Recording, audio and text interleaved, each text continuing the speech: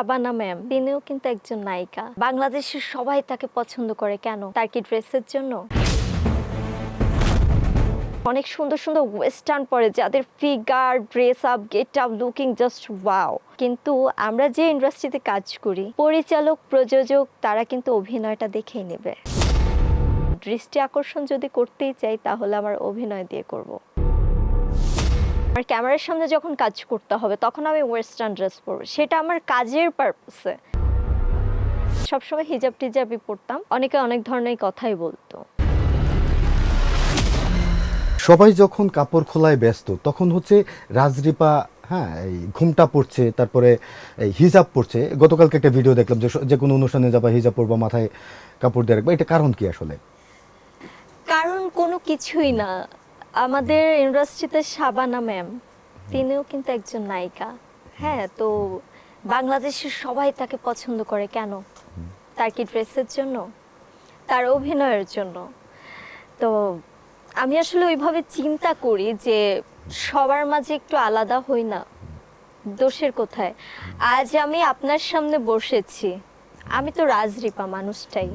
তো আমি ওয়েস্টার্ন পরলেও যেই মেয়েটা, আমি ধরেন হিজাব বোরকা পরলেও সেই মেয়েটা, আমি থ্রি পিস পরে মাথায় ওড়না দিলেও সেই মেয়েটা।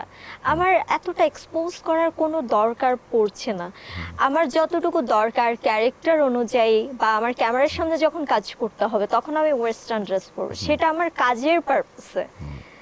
কিন্তু কাজের বাহিরে আজকে আমার একটা শো হচ্ছে, এই যে আমার ফেস তো আর ঢাকিনি, শুধু কি মাথায় ওড়না দিয়েছি, থ্রি পিস পরেছি, ফুল হাতার, যেন কোনোভাবে কোনো দিক থেকে বাজেভাবে মানে অড না লাগে দেখতে। তো এই ব্যাপারটা আসলে আমাকে খুবই ভাবায় যে আমি আসি আমার মতো করে, 10 জনের মাঝে আমি একটু একজন ডিফারেন্ট হই, কেমন লাগে দেখতে।